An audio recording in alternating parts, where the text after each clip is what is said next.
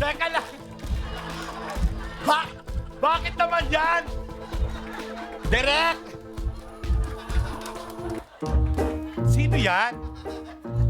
Ay, kilala ko yan. Yan yung impersonator ko.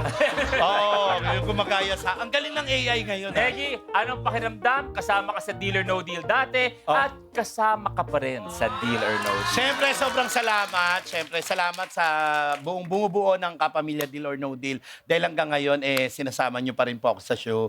Salamat sa iyo, Kuya Lu. Thank you so much. At Last na to. totoo, wag naman lang. Hindi pa gawa yung balkonahe ko. With I Want and Kapamilya Online Live, together forever tayo.